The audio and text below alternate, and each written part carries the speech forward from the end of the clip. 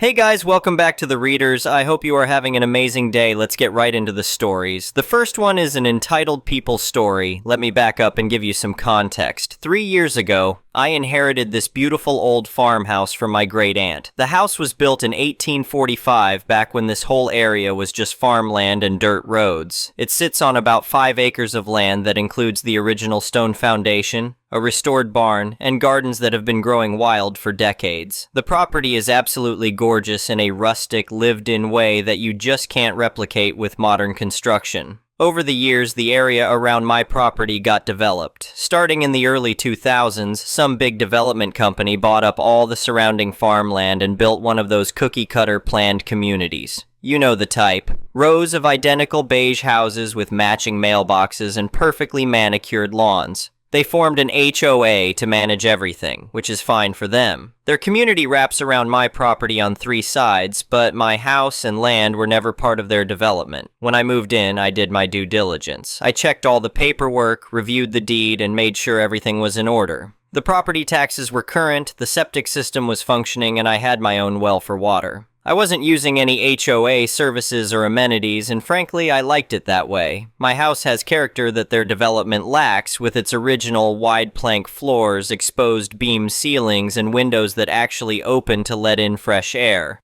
The HOA president, who I'll call President Linda, clearly had different ideas about my property. She's one of those people who thinks everything needs to look exactly the same to maintain property values. From day one, she made it clear she didn't appreciate my wild gardens, the old split-rail fence around my vegetable patch, or the fact that my house was painted barn red instead of one of their approved neutral colors.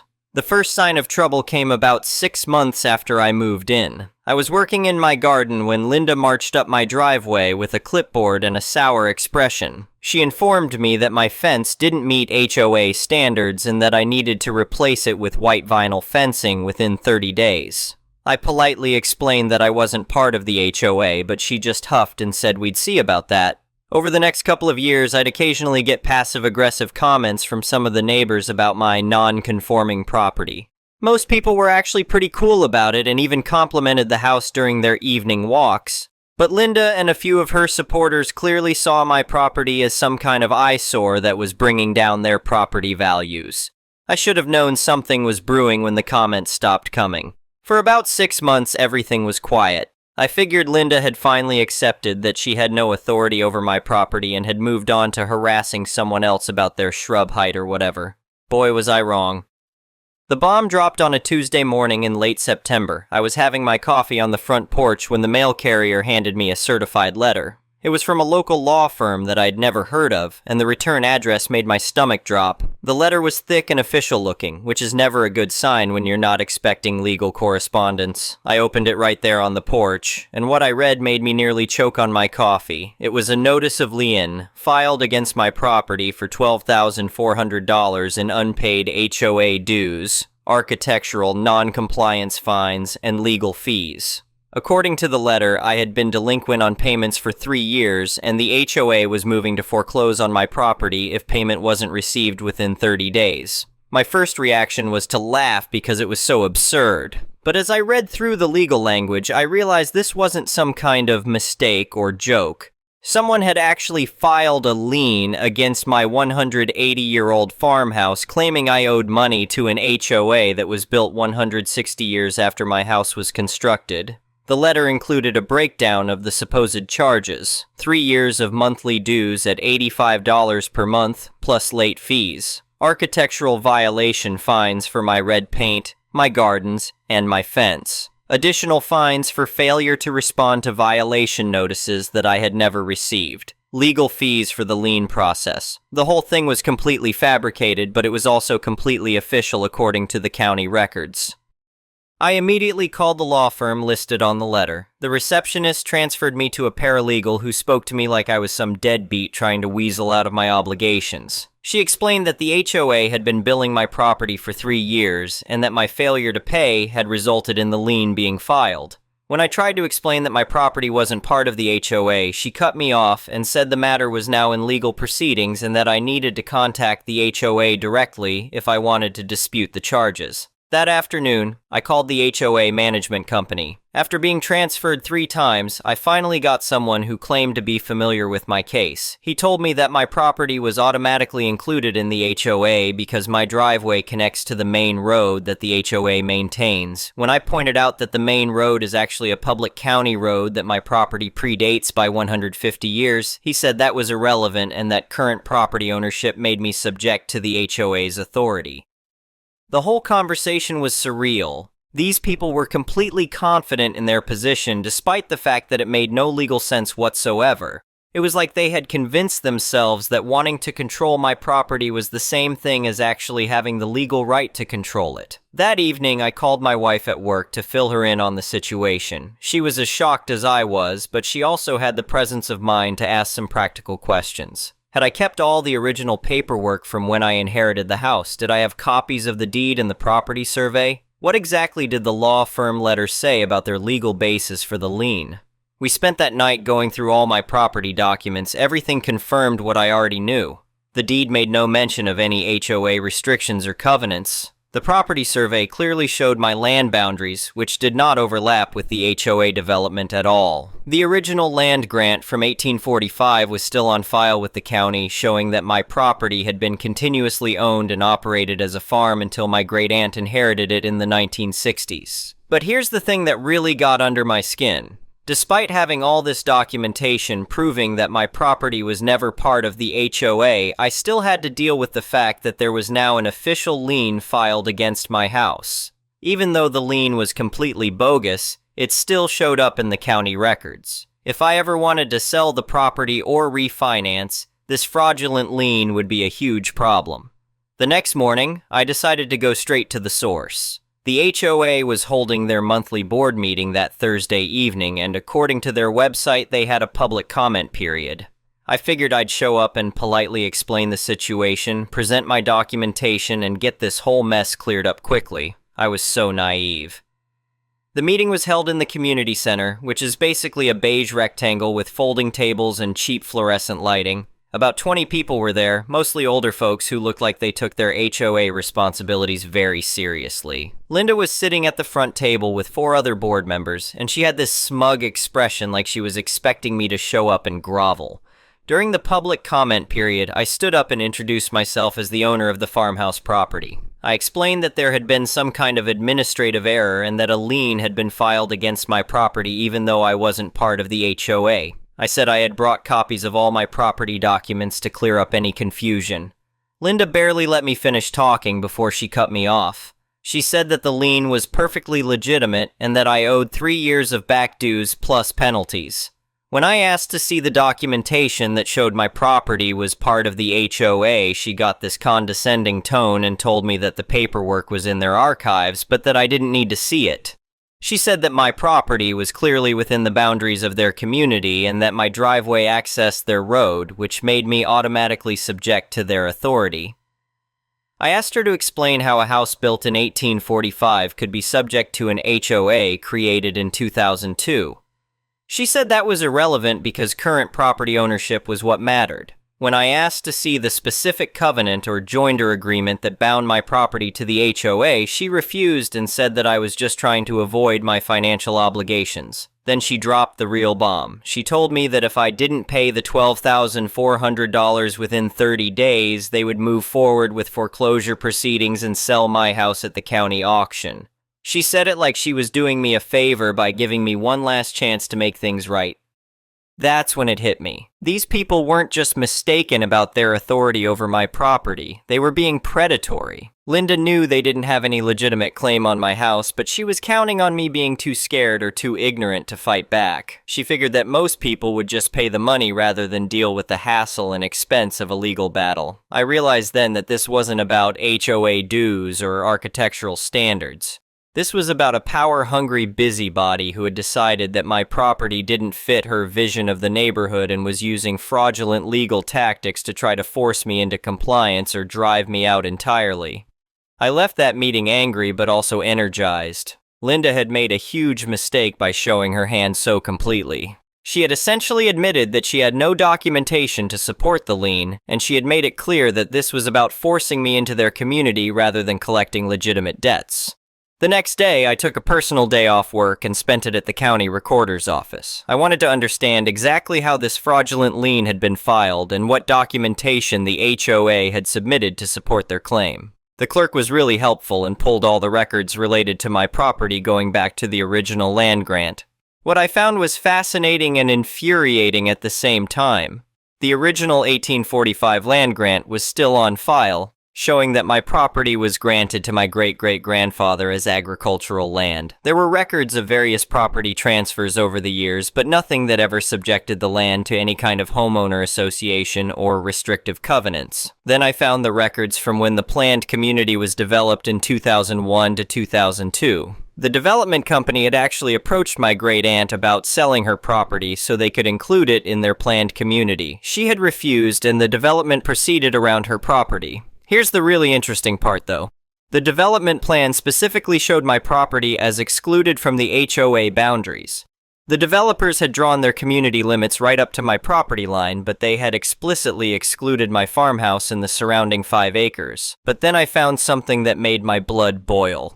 2 years ago, someone had filed a document with the county claiming to annex my property into the HOA. The document was supposedly signed by me and notarized, agreeing to subject my property to the HOA's covenants and restrictions. The problem was, I had never signed any such document. In fact, I had never even seen it before that day. Someone had forged my signature and had it notarized by the HOA secretary, who was apparently also a notary public. This wasn't just an administrative error or an overzealous interpretation of HOA authority. This was straight-up fraud. Someone had falsified legal documents and filed them with the county to create the appearance of authority over my property where none existed. I made copies of everything and headed home to plan my next move. Linda and her cronies had committed multiple crimes in their attempt to steal my property, and I was going to make sure they faced the consequences. But first, I wanted to give them one more chance to dig themselves in deeper. Instead of going straight to a lawyer or the police, I decided to invite the HOA board to my property for what I called a final settlement discussion. I sent an email to Linda and the other board members explaining that I wanted to resolve this matter without involving additional legal proceedings. I suggested that they come to my property so we could walk through exactly which areas they claimed jurisdiction over and discuss a reasonable settlement. Linda responded within an hour, agreeing to meet the following Saturday afternoon. She brought the entire board with her, plus the HOA management company representative. I think she was planning to intimidate me with numbers, but she was actually just giving me more witnesses to her fraudulent scheme.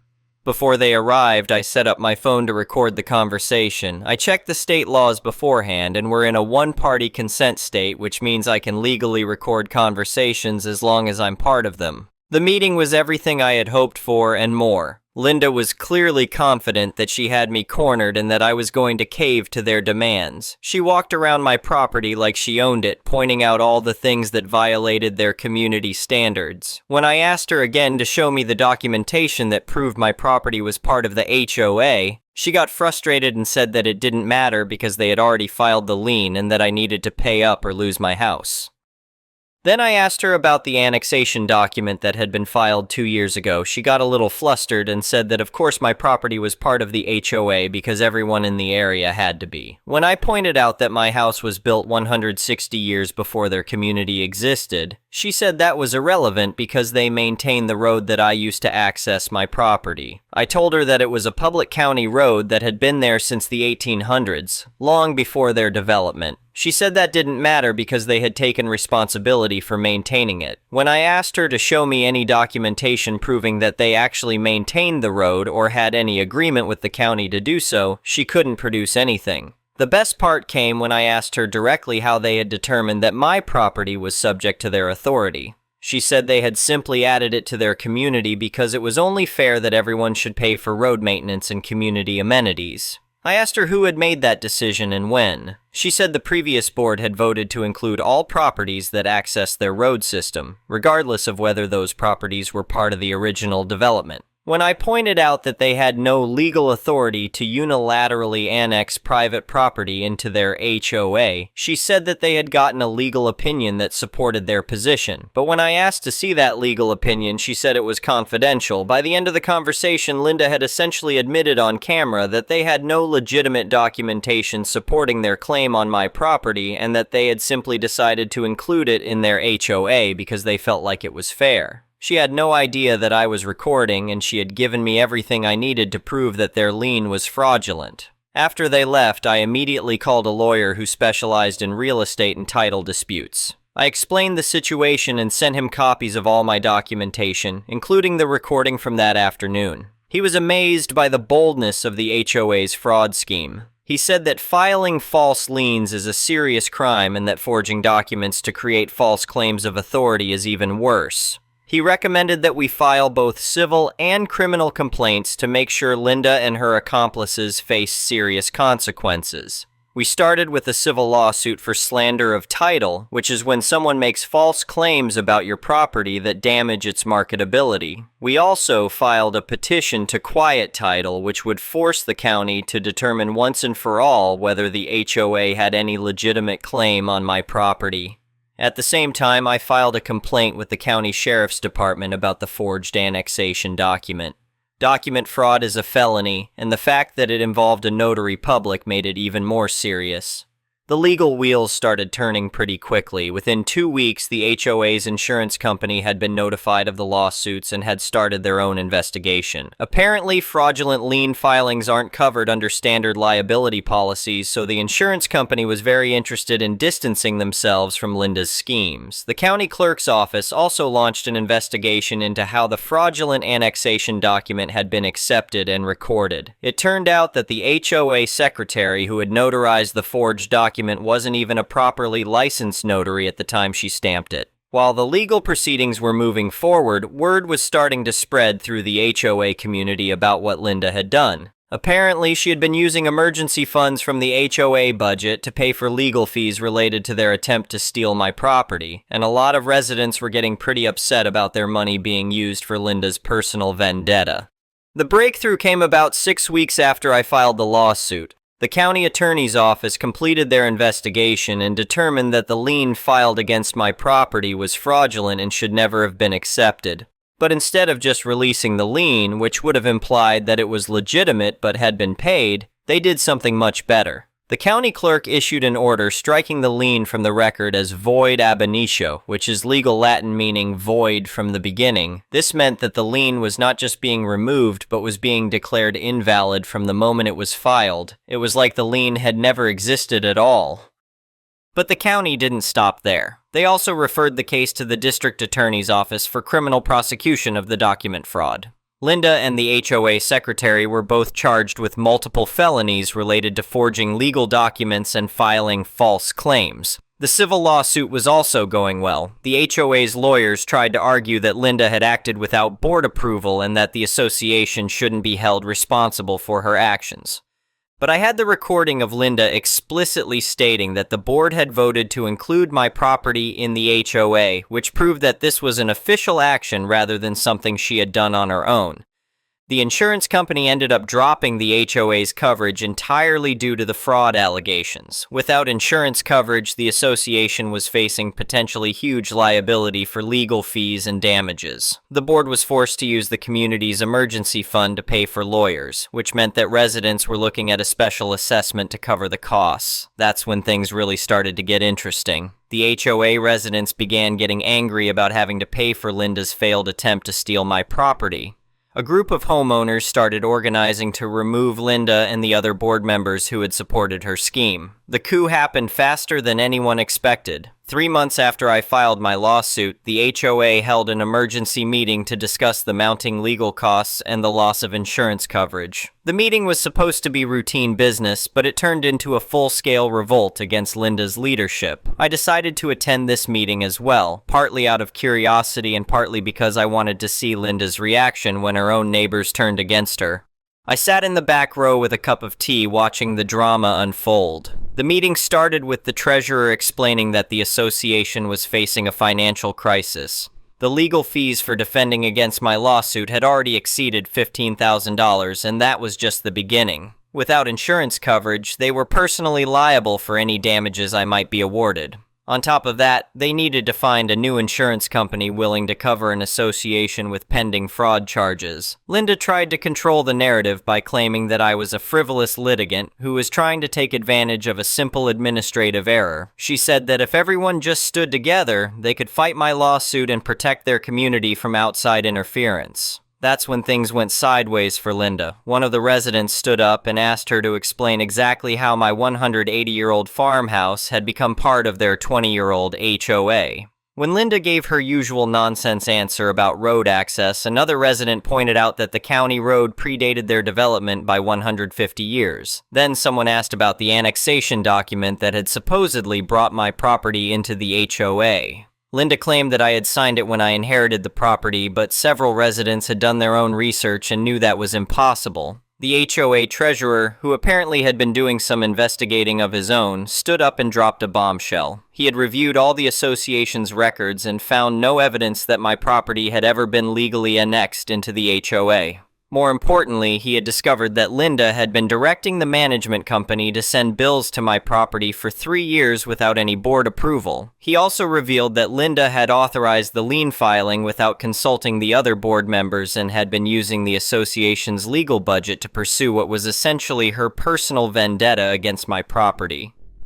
The room erupted. Residents were shouting questions about how their money had been spent and demanding to know who had authorized Linda to act unilaterally. Several people pointed out that they were now facing personal liability for Linda's criminal actions. Linda tried to regain control by claiming that everything she had done was to protect property values and maintain community standards. But the residents weren't buying it anymore. They had figured out that Linda's obsession with my property was going to cost them thousands of dollars in legal fees and special assessments. The vote to remove Linda from the board was unanimous except for her own vote. They also voted to remove the other board members who had supported her scheme, effectively replacing the entire leadership of the association.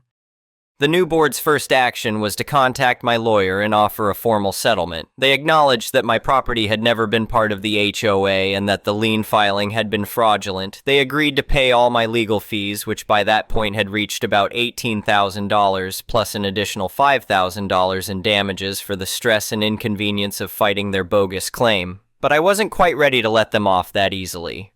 The settlement agreement included a formal acknowledgement that my property was not and had never been part of their HOA, and that the association had no authority whatsoever over my land or buildings. They also agreed to send a letter to all residents explaining that the previous board had acted fraudulently and that my property was completely independent of their community. The criminal case was proceeding separately. Linda and the HOA secretary were both facing multiple felony charges for document fraud and filing false liens. Linda hired her own lawyer, but the evidence against her was overwhelming. I had her recorded admission that she had unilaterally decided to include my property in the HOA, plus all the forged documents she had filed with the county. The legal proceedings dragged on for several months, but eventually Linda pled guilty to reduced charges in exchange for paying restitution and agreeing to resign from any HOA positions permanently. She was sentenced to 2 years probation and 200 hours of community service. The HOA secretary got a similar deal. But the real satisfaction came from watching the aftermath play out. Linda's legal troubles became community gossip, and her standing in the neighborhood was completely destroyed. The stress of the criminal charges, combined with the social isolation, apparently put a huge strain on her marriage as well. About 8 months after the whole mess started, I noticed a for sale sign go up in front of Linda's house. According to neighborhood gossip, she was selling because she couldn't afford her legal bills and needed to downsize. The irony wasn't lost on anyone that her attempt to steal my house had ended up costing her own home. The new HOA board turned out to be much more reasonable to deal with. They sent me a formal apology letter acknowledging the fraud that had been committed against my property and expressing their commitment to respecting my independence.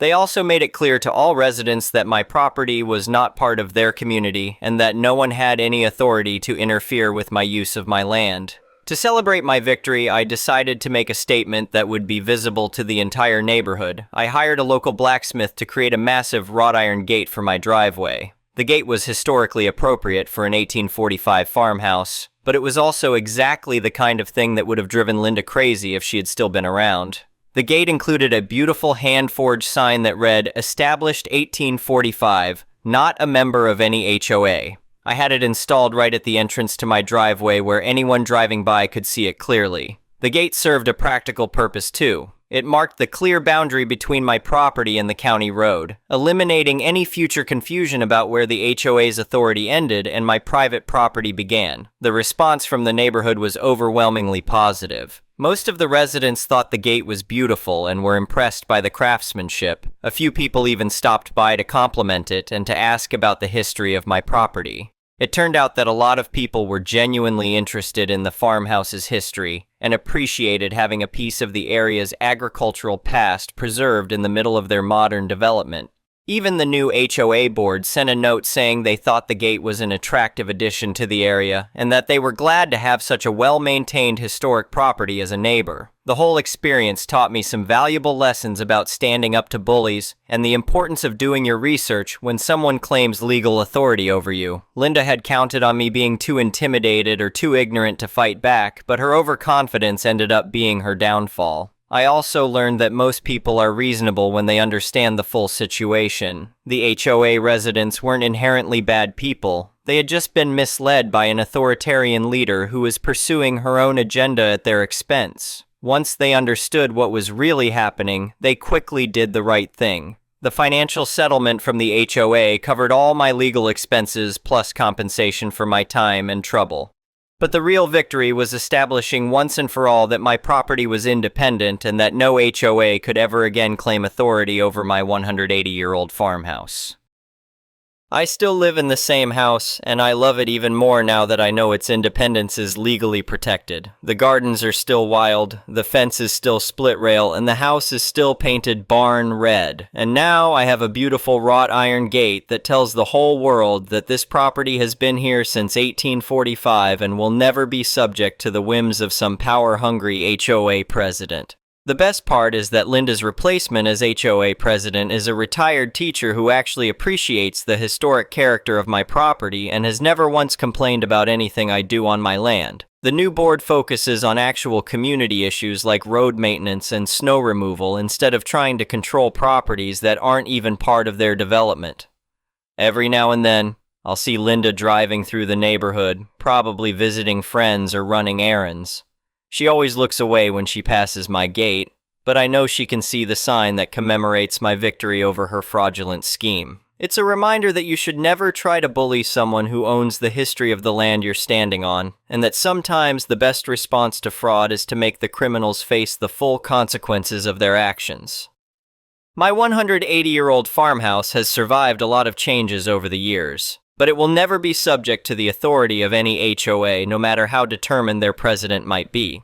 The gate stands as a permanent monument to the principle that your property rights can't be stolen by someone filing fraudulent paperwork, and that standing up to bullies is always worth the effort, no matter how much they try to intimidate you into giving up. The next one is a malicious compliance story. This story of malicious compliance was shared with me by my grandfather many years ago, so some details may be lost, and I am not sure about all of the job titles. However, I will do my best to convey the main idea as I recall it. My grandpa used to work for the railroad as a signalman. His role was to ride on the back of the train and use a lantern to communicate through signals to the train driver at the front. At that time, trains were much shorter than they are today. In modern times, safety regulations are written in blood and have good reasons behind them. My grandpa said that back in those days, safety protocols were still being developed, and those working on the trains had a better understanding of what was truly safe and effective, as opposed to what the rule book suggested. A bit more information. The mechanism that connects trains is called a coupling, and the two parts come together, lock, and they're solidly connected.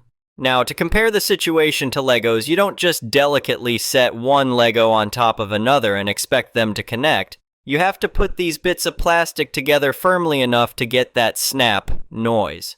Train couplings are similar, only we're talking about metal carriages that are weighed in tons, not tiny plastic bits measured in grams. So instead of a snap, you need a good, proper bang. Onward to the actual story. The train depot had recently hired a new manager. I'm not sure if they have an official title, so I'll just refer to him as a manager, who decided to be very by the book. He very quickly became hated by everyone because the rule book of the time was written by someone more concerned with creating arbitrary rules rather than ensuring that things would actually work. Grandpa grabbed his lanterns and jumped into the caboose at the end of a line of trains. The engine backed up along the track to prepare for coupling, and the manager came running out, yelling and waving his arms. The engine driver and the manager argued back and forth, and even Grandpa could see the engine driver's exasperated sigh from the back of a train. Malicious compliance was initiated. The engine slowly backed along the track until the couplings came together in a gentle kiss, or as gentle as two multi-ton titans can kiss. The chain of trains didn't even shudder. The engine driver then moved forward, leaving the line of trains behind. The couplings touched, but there was no bang to signal their connection.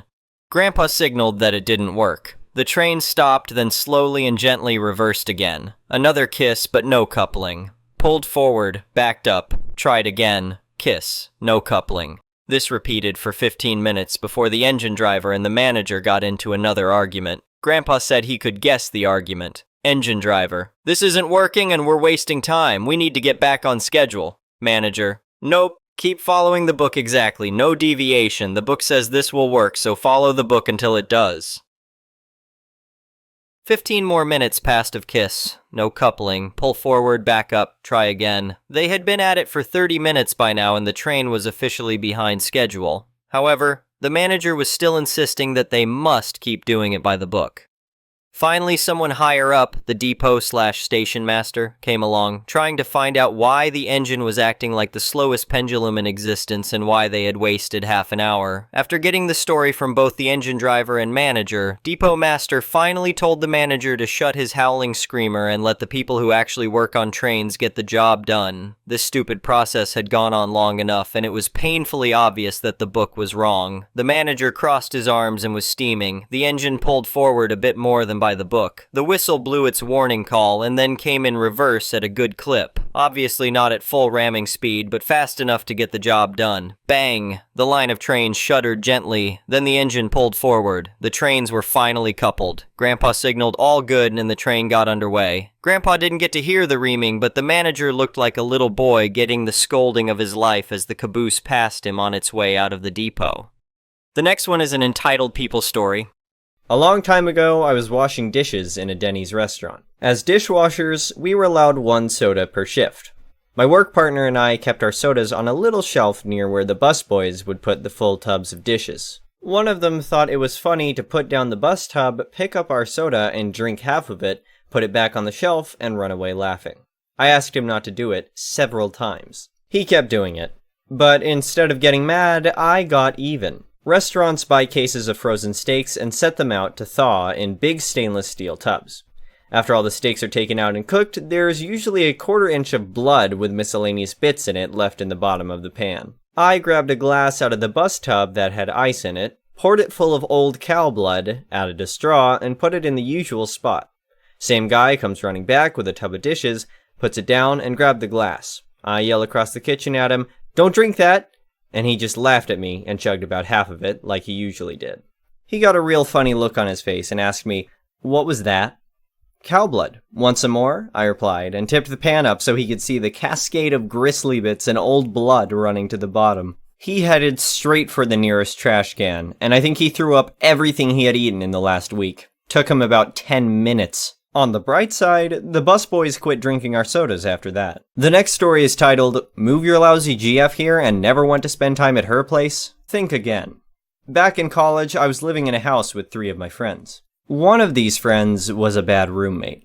Never cleaned, never chipped in on shared resources, cleaning supplies, etc. You get the gist. Well, it became even more unbearable to live with him when he decided to have his girlfriend move in without consulting any of us. She never contributed to rent and also didn't clean. He gave her his copy of our house key and she moved in.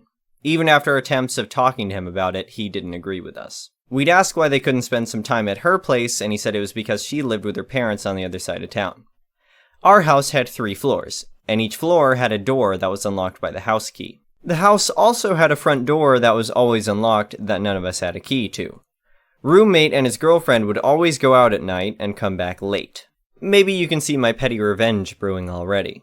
One night, they went out, and I decided to lock the front door so they couldn't get back in. In the wee hours of the morning, they tried to come back, but the front door was locked. After banging on the door, trying to throw rocks at our windows, etc., they finally gave up, and he was forced to go back to her place where he should have been all along. Had to get an Uber to go all the way to the other side of town, too. Play stupid games, win stupid prizes. The next story is titled, Ghost Me. I don't know you anymore. Posted this as a comment on another sub, but was made aware that it will fit here. Boy, we were just done with school, so young and innocent still, maybe me more than him. Or I should call it childish. Took me out on a few dates. We kissed and danced and just had fun. About a month in, my family and I went on a trip that was planned months in advance, and he still had to work. There was no cell reception where we went. I was walking on sunshine. Came back after 4 days. He and our other friends came to tell me that he started seeing one of our friends' friends in the meantime. Crushed me. Invited me to a party or sleepover that night, which I declined as I didn't want to see the new couple. Next day, he left without saying goodbye. Turns out he knew his dad was going to ship him off to his mom 13 hours away, and he obviously wanted to make the most of his time left, instead of dating the invisible girl. None of us knew until after he left. Completely ghosted all of us. About 2 or 3 years later, he came to visit his dad, who was still living down the street. He came to say hi. He dropped by every year before Christmas, but fortunately, I always missed him. I almost fell on my back when I saw him, but pulled myself together and decided to pretend that I don't recognize him. The more he tried explaining who he was, the more I pretended to assume he is a friend of my brother's and apologizing for not knowing all said brother's friends. He couldn't say too much as his new girlfriend was right next to him. After a minute or two, he gave up and let me call my brother, whom he was also friends with back then. They spoke a minute or two, and he left in a hurry. I never saw him again. The next story is titled, Neighbors Steal My Parents' Property. Claims he's the landowner and calls 911 on them for trespassing. There are not many things in life that can get me angry over the top, but messing with my parents is one of them. I hate when people dare to be annoying or talk down to them. My parents are in their 80s, but healthy and still managing to live in their own home alone.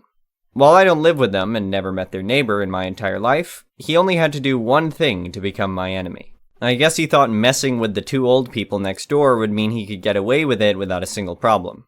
He probably didn't even know of my existence, but he found out sooner or later. My mother called me one day telling me that neighbor had started putting up posts and saying it was where his new fence would go. The only thing is that it was way onto my parents' property, and it would end up digging up half of their driveway. They have a little bit of an odd driveway where it wraps all the way into the back of the house, since their garage is back-facing for some reason. His new fence was going to be where my parents had concrete and wouldn't allow them enough clearance to get their car back to the garage. On the behalf of my parents, I decided to go next door and talk to the neighbor myself. My idea at the time was maybe if he realized they had somebody helping advocate for them, he would realize they weren't such an easy target and back down. I still think that it might have worked if I was a big, strong-looking guy, but I wasn't. I was the exact opposite. I looked like I couldn't even talk to you, maybe only pet your cat. Not even your cat, because cats are mean. Your fish, or something. Me.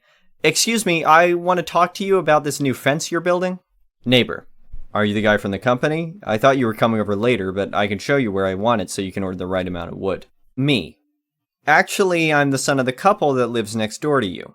Your fence plan is way on their side of the property, and I want to just tell you that if you build that fence, I'm going to make sure that you don't get away with it. He expectedly laughed in my face and closed the door on me. I just wanted to be nice enough to give him a fair warning before I moved forward with the process of destroying him. I know that he didn't see me as a threat, but he must have had something in the back of his mind telling him that there might be a problem because he put off the actual destruction of land and building of the fence. My wife was a lawyer, and when I went home, I talked to her about what steps would be best to take. First, we decided that it was best to have all the paperwork related to the land in hand. My parents needed to have all the documents necessary just to be sure no one could fool them. We decided to have a survey, and then see how we approached the situation. Unfortunately, it took a while to get the survey, and in the meantime, neighbor, I guess, wasn't worried anymore, and started destroying my parents' property to build his fence. When the report came back, it turned out that not only did my parents own the land he was building the fence on, but also owned a small portion of my neighbor's property as well. I took the report and brought it to neighbor, warning him one last time to stop what he was doing and pay for the repairs for the damage he had done.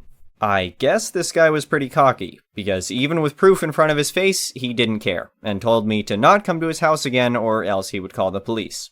I hired a lawyer and we started doing all the necessary legal steps. A formal document was sent to neighbor requesting to put a stop to his construction and pay the money for damages. Once that got ignored, we were able to take him to court where a judge would force him to accept what was on the document. There was no question of if he was going to have to stop and pay to fix my parents' driveway. With what the survey found, though, there was something else potentially at play. Neighbor had a whole area built for barbecues in his yard that was crossing his property line into my parents', which was perfect, as once with the fence, we could also destroy his barbecue area. My parents are both some nice and kind people, and didn't want to destroy his barbecue, but they also didn't want him to build on their property. As the lawyer was getting the case ready and we waited for a date, some other things happened. The neighbor continued building the fence without a problem. And one morning, my mother wanted to have a little picnic on the grass in the yard. The neighbor saw her and quickly called the police, telling them that my mom was trespassing. When the police came, my mom explained to them everything about the fence and the lawsuit. The police left and encouraged my mom to enjoy her picnic, but she couldn't, as he kept insisting and shouting at her. And that's when my mom called. When I heard what she said, I drove there as fast as I could. Me. Aren't you ashamed of yourself? Neighbor. That's my property, and I don't want your old mother on it. After hearing those words, I called my lawyer and asked him to speed up the process. And then finally, the day came. The lawyer was more than capable of destroying neighbor than I would have imagined. The only defense he really had was his survey that was from an unreliable source. When he tried to argue there was no way for him to know that his wasn't accurate, my lawyer showed that he signed the certified mail that included a survey as well as legal documents stating to stop his construction. His other argument was that he needed a fence to be placed there due to trash, noise, and other annoying things my parents supposedly do. The judge didn't seem convinced that two elderly people were being so loud or unpleasant that a fence needed to be built. But anyway, it didn't matter even if his arguments would have been good because he was building on their property. But of course, as expected, he lost. He had to pay to have the driveway fully repaired, his barbecue removed, and a new fence was built, now much closer to his house than he wanted it to be. My parents were just happy to get some peace, and I was glad neighbor learned not to mess with them. Just because your neighbors might be old doesn't mean that they're easy targets to take advantage of. Stop messing with older people, they're tired enough. They don't need all your drama crap. TLDR, after my parents' neighbor tried to build a fence on their property, I warned him to stop, and he doesn't listen to me, so I prepare to sue him. I get a land survey that shows that he's building on their property, and that even a part of his barbecue area is passing on their property too. He doesn't stop again after a formal warning, so we end up in court. His excuses get brushed off by the judge, and he's told that he's fully in the wrong. He must pay to repair the damage he caused to my parents' driveway and remove his barbecue. And so, my parents' driveway and silence are once again safe, and I'm a happy son. The next story is titled, Drink My Coffee? Enjoy gagging on a vile cocktail. Never thought I would post something in this sub, but here you go. My routine to get coffee is usually like this. I take my water bottle and fill it up, get a cup of coffee. I prepare it by adding 1 spoon of sugar, 1 shot of black coffee, which is basically an espresso shot, and then a cup full of strong coffee setting. Perfect for how I like it. I bring the coffee and my bottle to my desk, and then go off to pee. That way the sugar dissolves and the coffee cools a bit too. I have a colleague who's also become a close friend. He started this annoying thing to take a sip from my coffee. He doesn't like coffee, doesn't drink it, a tea guy through and through. When I come back from the washroom, he'll grin at me and then take a sip. He only does it to annoy me, and it works. Well, today I put 2 shots of espresso and then used the strong tea setting on the coffee/tea machine. Presenting to you a real cocktail from Taste Hell. I kept the cup of vile liquid on my desk and went to pee. As I come back, my colleague grins at me, picks up the cup, takes a sip, and spews it out. It was glorious. Hopefully he's learned his lesson. The last story is titled, Doing What I Want. I have a friend who used to tell me I couldn't listen to the same music as her because then I was copying her. I started to believe her and stopped myself from enjoying the music I liked because she was somehow entitled to that genre. Lol, this is incredibly childish, and I'm aware of that now, so I woke up one day and decided not to let this have any power over me at all. I posted a photo on my story showing off that I listen to a band she also likes. She has yet to respond to that story. I don't even know if this counts as a form of revenge, but I wanted to post because I'm proud of myself. I'm no longer going to stop myself from expressing myself the way I want to.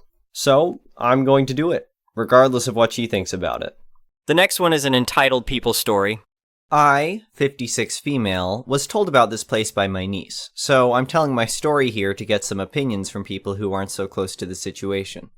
I like to crochet. I like it a lot, and do it on the side as a hobby, and make a lot of stuff for my family and friends, and pay for everything myself. When my nephew told the family that he was going to be a dad, we were surprised and delighted. I asked him if he and his girlfriend picked out a name, and they said it would be Ian if it was a boy, and Sophie if it was a girl. Fake names. I secretly decided to make 2 blankets with each name on it and gifted it to nephew and his family when I was finally allowed to see their son. They were delighted, and it turned out that a neighbor of mine also had a baby and decided to use the name Sophie for their daughter, so I just gave them the blanket.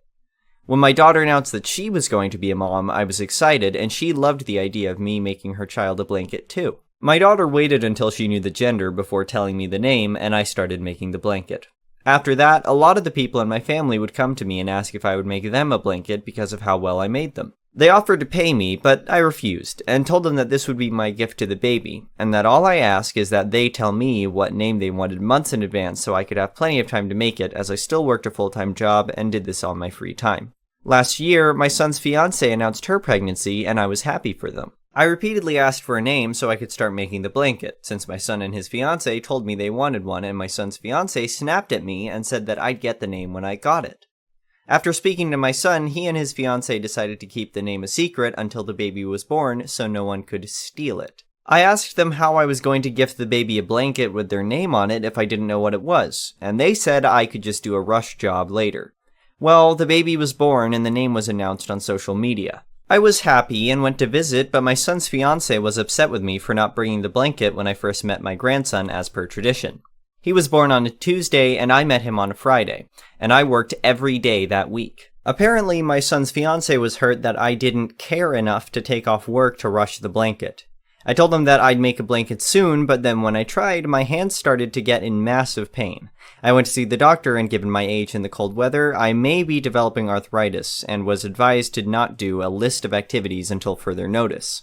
When I told my son and his fiancée, and they were again upset with me, I just decided to buy a blanket, and apparently I'm a petty and passive-aggressive mother-in-law who's punishing them for not being told the name when I first asked.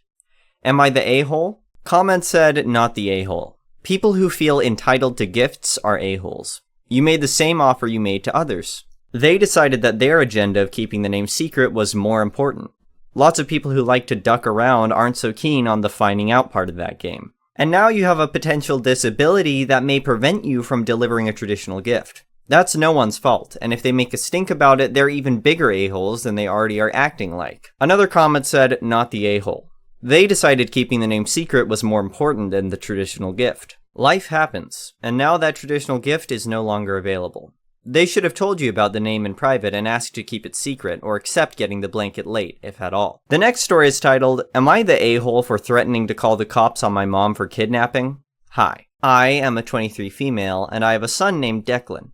About 2 months ago, Declan went to stay at his grandparents' house around 11 a.m. on a Saturday. About a week prior to this, my stepdad and I had a conversation about Declan being home by 12 on Sundays, since that is his dad's, my fiancé, only day off. He's a blue-collar man. The Saturday I dropped Declan off, I knew they were going somewhere that day. I was told the store and maybe lunch. On Sunday morning, I messaged my mom asking what time they will be dropping Declan back off at our house. No response. Tried reaching out to my stepdad. No response. Mind you, this was around 9 a.m. I tried to call again 2 hours later, still no response. So I started to get a little worried. Finally, around 12, my mom texted me back saying they were at the beach. I'm sorry, what? After that, I proceed to tell her how I would like to know where they are going, especially since my son was only 16 months old at the time, not to mention I had already discussed a drop-off time with them. But my mother is not one to really reason with. It's her way or the highway. I tried to set boundaries, and I got called names, and was told to go to hell. So after that, I told my mom a couple of my friends were near them and was going to get Declan for me. She refused. She wanted to drop him off so we could talk, i.e. her screaming at me in my driveway, so I declined. Then threatened to not give me my son entirely unless I talked to her. I told her if she didn't give Declan to my friends, then I would call the cops and report her for kidnapping. She called everyone in my family and told them I threatened her because I was jealous she took my son to the beach.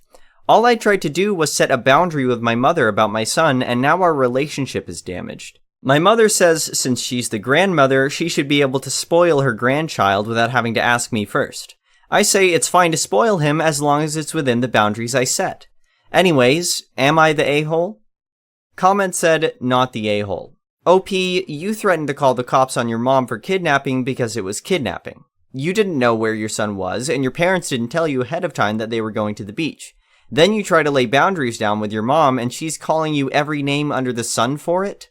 OP, if you want my advice, don't drop your son off at your parents' place anymore. If your mom has tried this once, she'll do it again.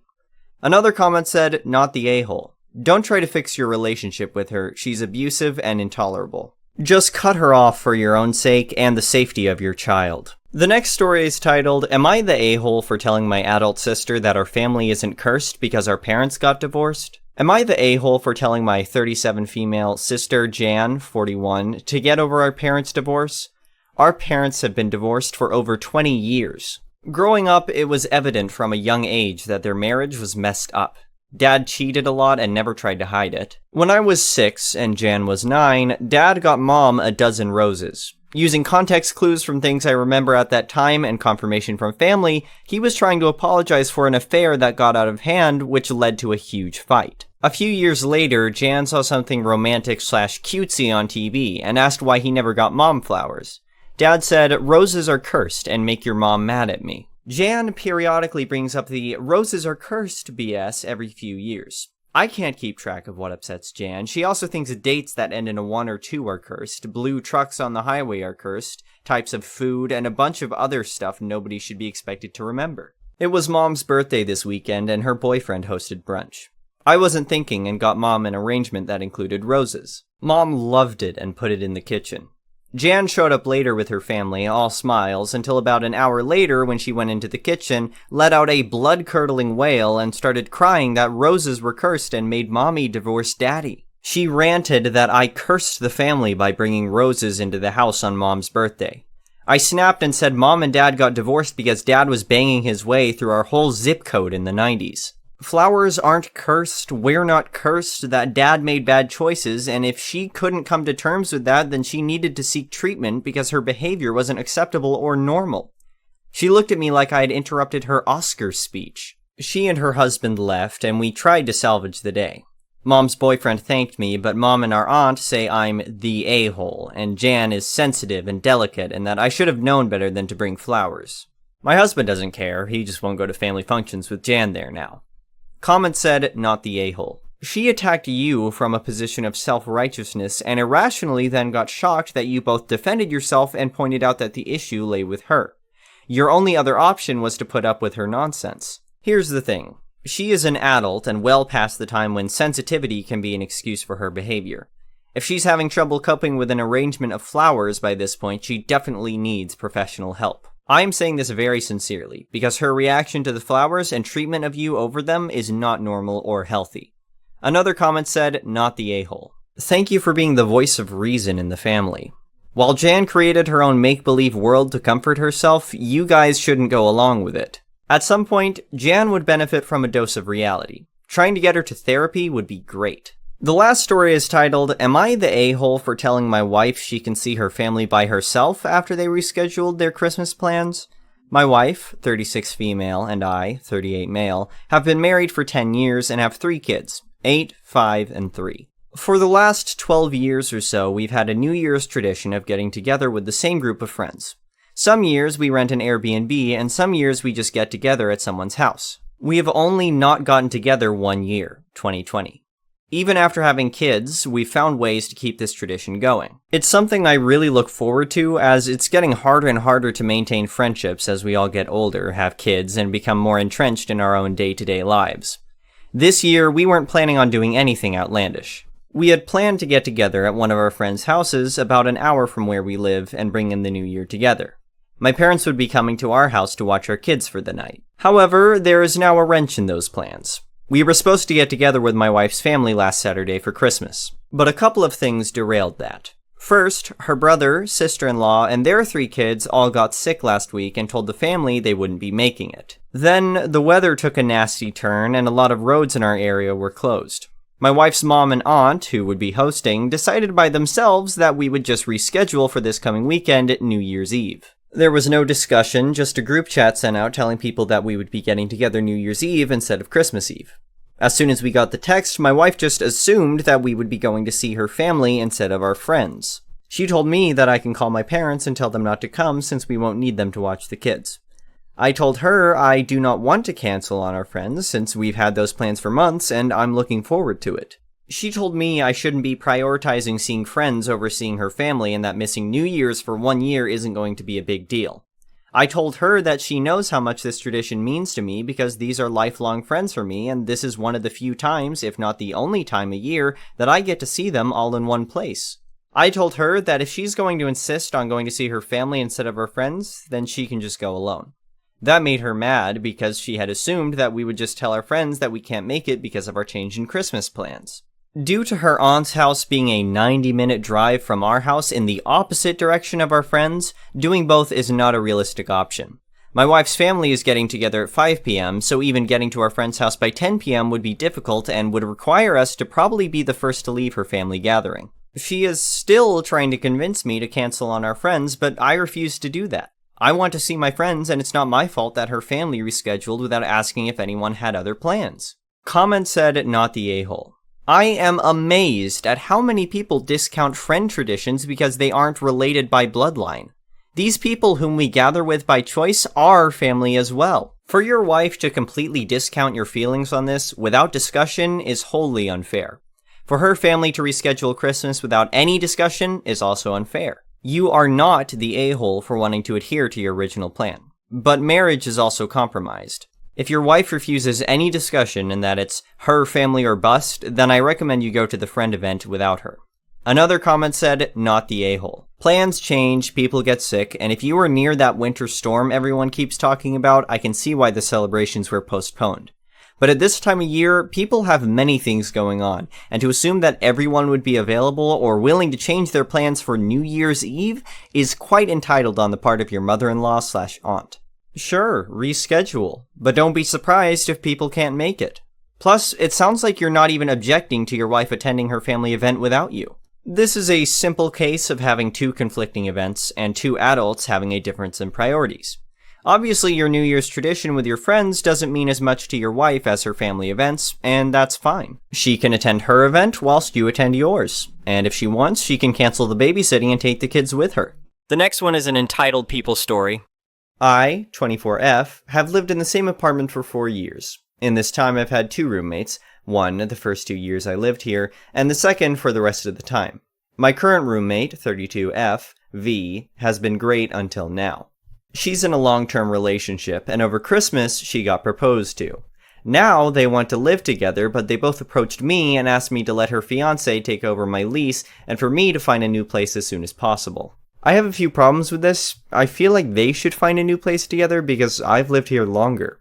I also told V a few months ago that I spoke to the landlord about once our lease together's up, that I'll be living alone since I can now afford it. At that time, she agreed and said that her and her boyfriend would look for a place together. I told her this, but she said that when they started looking for a new place, that everything else was too expensive and it made more sense for me to move out and not her. I refused and told her that she can always ask the landlord if there will be units available for them in our building. She started cussing me out and has had her fiancé and their friends harassing me about it. There's 4 months left on the lease, so I'm just going to ignore them. But when I spoke to my mom about it, she thinks I should let them have the apartment since they need to start saving for their wedding. Comment said, not the a-hole. It's rude of them to assume that you'll move out when it's her BF who wants to move in. Stand your ground and tell her you understand. However, as said previously, you told her you were taking over the lease. Also, inform your landlord in case she tries to kick you off the lease when it's up for renewal. Another comment said, not the a-hole. They're well out of line here. It's one thing to ask you, but they didn't ask, it was a demand. Funny how everything is expensive, and yet they're happy to make it your problem when they're the ones with the change of circumstances.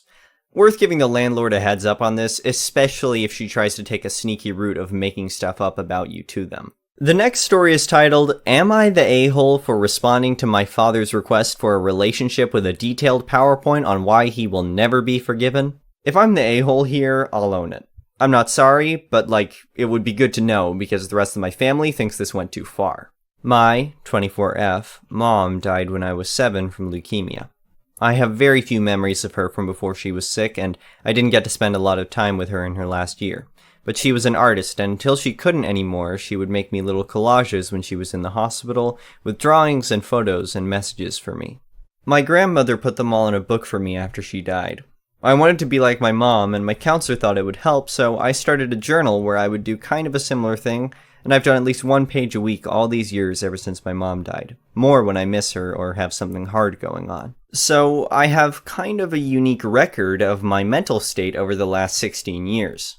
My father remarried when I was 9. My stepmother really leaned hard into the, I'm your mom now, and my father didn't stop her. It improved when they had my half-brother because she basically forgot about me then. Unfortunately, he got cancer when he was 3, and I pretty much ceased to exist for my father. He was either working or gone with my brother, and I spent all my teen years mostly at home alone or with my grandparents. The mantra was that my brother needed to be the focus because he might die, so I needed to not be selfish since I was healthy. I stopped trying to talk to him when I was 16, and it was a dark time. I moved out when I was 18 and cut them off completely. My grandparents let me know that my brother died a couple of years ago, but respected my desire to remain NC with my father. He recently reached out to them because he wants to see me and talk. I went through my old journals and made him a PowerPoint with images of the entries where I had talked about being frustrated and feeling abandoned and unwanted, some with literal quotes of things my dad had said to me during arguments. Even the really dark stuff from when I was seriously depressed. Then I ended it with a photo of one of my mom's collages where she had written, "Remember that your dad and I are always here for you." And I wrote, "You failed. Go away." Underneath. I felt like him being able to see it from my literal perspective would communicate why I don't want him back better than I could. Evidently it worked, but a little too well because I've been bombarded by family telling me that it's understandable that I don't want to see him, but what I sent gutted him, and he's completely fallen apart after reading through it, and it was unnecessarily cruel. Maybe it was. I know my bar for that is kind of weird sometimes. So, am I the a-hole? Comment said, not the a-hole in the slightest. You told your dad how you felt, and it made him have to confront his failures as a parent. It's not your fault he neglected you. He's upset because he knows what you put in the PowerPoint is the reality of how he treated you when you were just a child. Now that the truth is out and you have reestablished NC, I hope you're able to let go of some of the anger you have at him and know that you did nothing to cause how he treated you. I'm no contact with my dad and have been able to find a lot of peace in the life I have built without him. I hope for the same for you. Another comment said, not the a-hole. Was it harsh? Was it a lot of effort when simply telling him go away would have accomplished the basic goal? Probably, but this was your lived reality, and he wasn't interested in hearing or helping you when it would actually have made a difference. If it's only now dawning on him how lonely and rejected you must have felt, he's just going to have to live with that. Also, one does have to question whether he'd be this gutted or even reaching out at all if your brother were still here. The next story is titled, I, 24 female, inherited a lot of money from my grandparents. My cousins, 20s/30s, are demanding I split it with them. I'm risking losing my family if I keep all of it. Backstory. My grandparents have always been a big part of my life, as well as the rest of my family. They had 5 kids, including my dad, and have 13 grandchildren, 6 great-grandchildren. My grandparents are pretty wealthy. They owned 3 businesses up until last year when my grandpa passed away. I'm the baby of the grandchildren, and have always been really close with them. My grandma babysat me until I was able to go to kindergarten. I wrap her Christmas presents for everyone every year, I decorate their house, and I've worked at their bar on Friday nights throughout college, without pay, as they got too old to do these things themselves. All of these things were offered to my cousins, but they never helped out.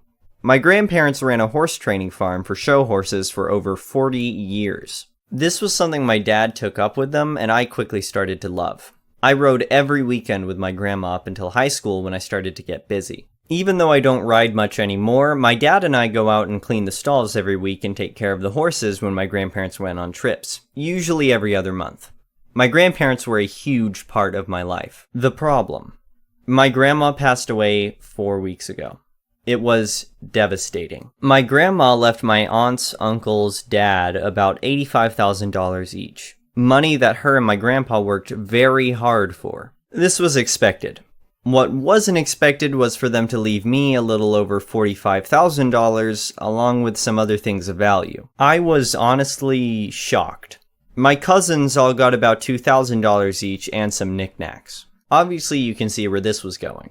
My aunts and uncles were in the reading when I was told, so they told their kids. Everyone besides my parents is furious. My cousins, who are adults, are demanding I split it evenly with them. I don't feel that I have to. I was very close with my grandparents and did a lot for them, but this is hard. My family is very tight, and we do annual vacations together / monthly parties / dinners, etc.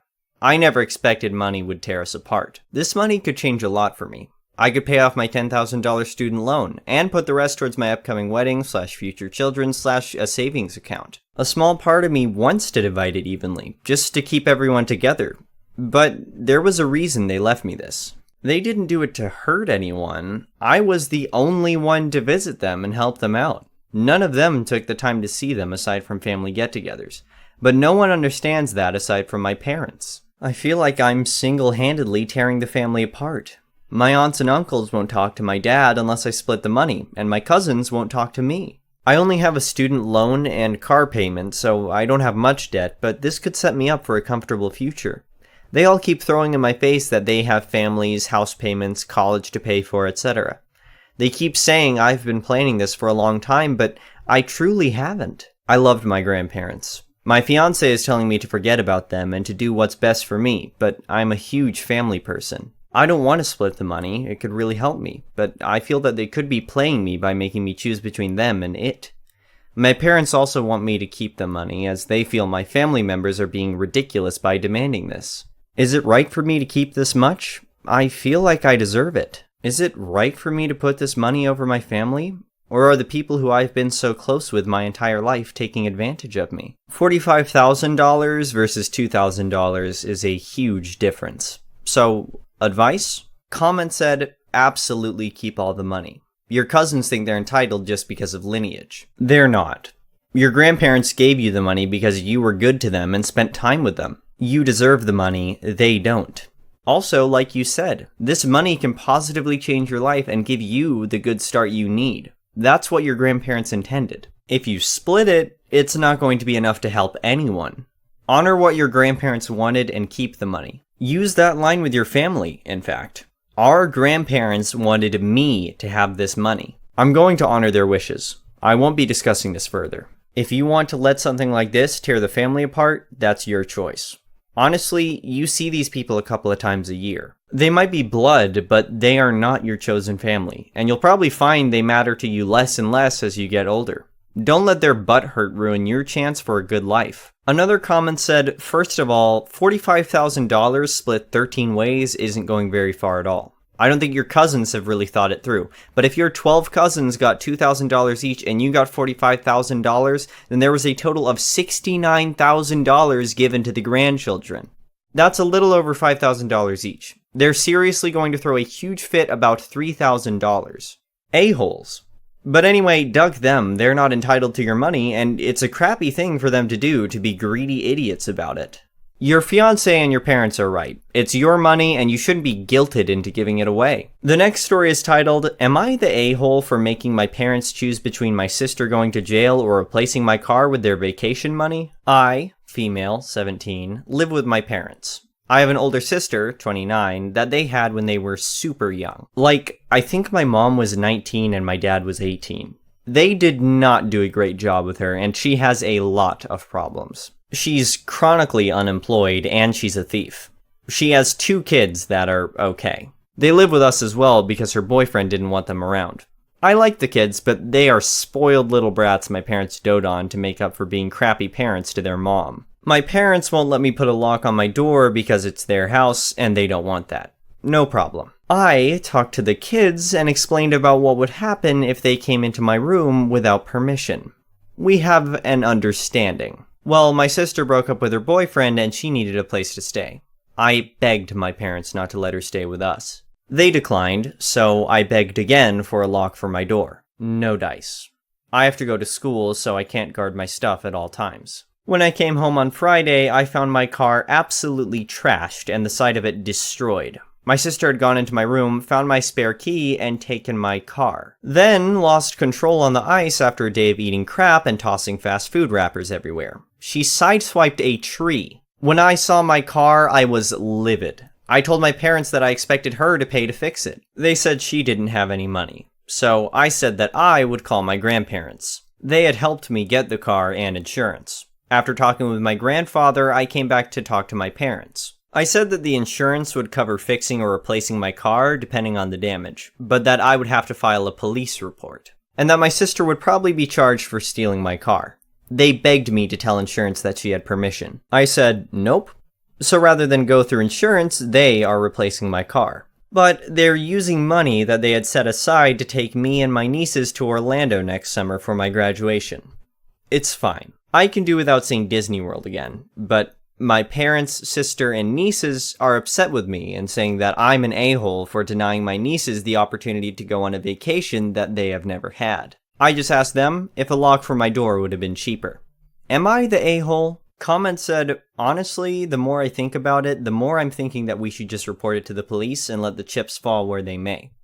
After all, sister did steal my car, and you are right that it's not fair to nieces to have to miss the trip because of sister's decision to break your trust and break the law. And the last thing I want is to be responsible for nieces missing out. So let's just report it to the police, not the a-hole. While I understand families deciding to handle situations like this within the family rather than reporting it to the authorities, that is dependent on the wrongdoer being genuinely sorry for their mistake. But your sister isn't sorry, not even a little. Otherwise, she would recognize that her choice took the trip away from her children, and not be constantly trying to guilt or blame you. The next one is an entitled people story. I am 26 years old, and I decided to open my own business this year. Moving forward in this post, I should point out that I am from a small town, 1,000 people, in the rural Midwest. Because of this, everyone has some sort of connection with someone. We went to one of the liquor stores in the closest city, 30-ish minutes away. Small city, 8,000 people. When we were grabbing some alcohol for a party, I was looking at the prices and saw how insane the prices were. For a 6-pack of a local beer, we were charged $15. I was thinking about this and figured that I could probably make bank opening a liquor store. Back in February, I was furious about my crappy job and thinking out loud how cool it would be to own my own business to a friend. My friend's mom happened to be the president of the local bank. He told me, hey, with the pandemic, the bank has been struggling to find customers to give out loans. Right now, the bank is giving loans for cheap. A couple of weeks later, I went in and met with my friend's mom and pitched my idea with the research I had done on alcohol prices, potential demand, and estimated income. I got the loan at a fantastic interest rate. I bought a building, which happened to be the former bank, and hired my dad to help me renovate the building. My dad is a general contractor, and he gave me an excellent quote on materials and labor. After working everything out with the distributors, getting the proper licenses, and getting my paperwork I needed for the government, I was ready to open my liquor store in May. I had started taking out ads in the local newspaper advertising my store and my prices. When I was in talks with my distributors, I learned, even with inflation and everything else, the liquor stores in the city had like an 80% markup. I talked to a local business owner, and he suggested that I have around a 35% to 40% markup. Because of this, I was significantly cheaper than the closest liquor store and had a much wider selection than the gas stations and small local stores nearby. My hometown is near a national forest. As such, we have a lot of people who come up for weekends for recreational activities year-round. My first week, the week before Memorial Weekend, after opening, I had made a $4,000 profit. It was great being my own boss. If someone was rude to me or my girlfriend, oh, I'm sorry, you can do your business elsewhere. If someone tells my GF, go back to China, you chink idiot, they can pay me 15% more at the register. Did the gang and I run out of alcohol? Time to grab my keys. Not car keys, the store keys. My apartment is like 2 blocks away. And go to the store. That's not to say that it wasn't difficult running my own business, especially that my only employee was my GF, and we were both working 6 or 7 10 to 12 hour days a week. I was both manager, accountant, and cashier, but fuck, it's so much nicer knowing I can tell someone to pound sand for being a prick. Couple of weeks after Memorial Day, some old guy walks into my store a couple of minutes after I opened. He seemed friendly enough, but eventually he offered to buy my store. I'm not going to say the amount, but it wouldn't have even covered my principal on the loan. I rejected the proposal outright and refused to negotiate the sum higher. He walked out of my store saying, "Well, you'll be sorry you rejected that offer." The next month, a guy walked into my store and asked if I was the owner. After saying yes, I was informed that my business was being sued by this random guy I never heard of for libel. After he left, I was freaking out and I decided that I was going to close early. When I got home, I googled the guy and soon saw a picture of the guy that tried to buy my store. Turns out that this is the guy who owns both of the liquor stores in the nearby city. It also just so happens that he is on city council. With a little bit of further digging, I learned that this city has an ordinance that reads, "Any business institution that does not fulfill the definition of a restaurant, tavern, or liquor dispensary will be excluded from obtaining a license for the sale of alcohol." Later, I discovered that the same guy happens to be the head of the board which approves liquor licenses. I love small-town corruption. Either way, I had a major issue. My maternal uncle happens to be a lawyer in a neighboring state. I decided to call him and try to get some legal advice. I talked to him and read the documents that I had been handed/served over the phone, and the research I had done. After receiving all of the information I had read off, I was expecting to get some sort of advice, but instead heard, "Hang on, I gotta make a call," and he hung up. I'm freaking out. I was actually about to post my first post to r/legal advice. I'll be honest, I just wanted someone to tell me it was going to be okay, and I didn't need to crawl to this guy on my hands and knees. As I was writing the title, my uncle called back. "Hey OP, I just got off the phone with my partner. He agreed that we can take your case pro bono. If you would like to accept, we can discuss at my office tomorrow at 1 o'clock. This is how I learned that my uncle is on the bar in 3 states. So, we meet, and we discussed the case. It turns out that the guy filed the libel suits against my business based on the ads I took out in the local newspapers. He claimed that my ads were targeted to damage his and his business's reputation. There were a few other things that I had no idea what was being referenced, but Uncle assured me that we would win the case no problem. 3 weeks later, the case is dismissed. But after, my uncle says, "People like that piece of work will likely try to file another suit against you. If that happens, call me, and I promise I'll help." The next day, I get served again, but this time I am the defendant. Not my store, me. I swear to God, I look at the documentation and the only thing that changed was instead of my business's name, mine is listed as the defendant. Same thing happens 4 weeks later, the case is dismissed. Over the next 3 months, I was sued just as many times. Before the 5th case's hearing, we had a settlement meeting. My uncle, the judge, the guy suing me, his lawyer, a bailiff, and I were sitting in this room. Judge says, "You two have been in court 4 times already. Is there any way we could come to an agreement that'll stop this cycle of faulty litigation?" The guy's lawyer says they have an offer and hand it to my uncle, who then hands it to me. It essentially read that he'll stop all litigation if I sell my business for about 30% of remaining loan principal. I outright rejected the offer and made a counteroffer. I said, "If you drop this case, I won't sue your ass for harassment." He busts out laughing. "Sue me? With what money?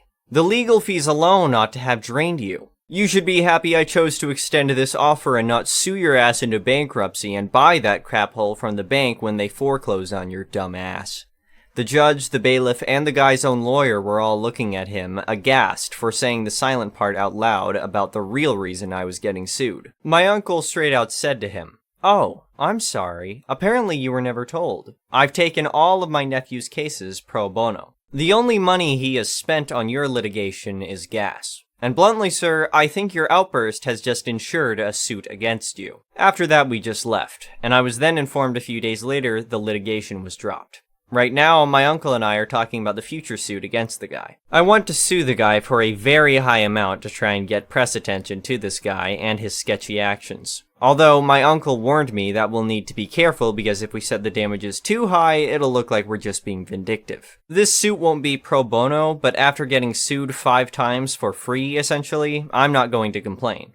Looking back on this, I'm so thankful that my friends and family supported me the entire way, especially my uncle. Without my uncle, I would have absolutely lost my business. The next story is titled, Ex-Wife Steals My House and Evicts Me from My Property. Calls 911 for me trespassing. The day I divorced my ex-wife was a turning point in my life that changed me forever. It was a moment that I had never thought I would experience, but fate had other plans for me. When I met my ex-wife, she was everything I wanted in a partner. She was charming, warm, and seemed to possess all the qualities I desired. She was even shy and meek, which was a breath of fresh air compared to the outgoing and sometimes overwhelming personalities of the women I had dated before.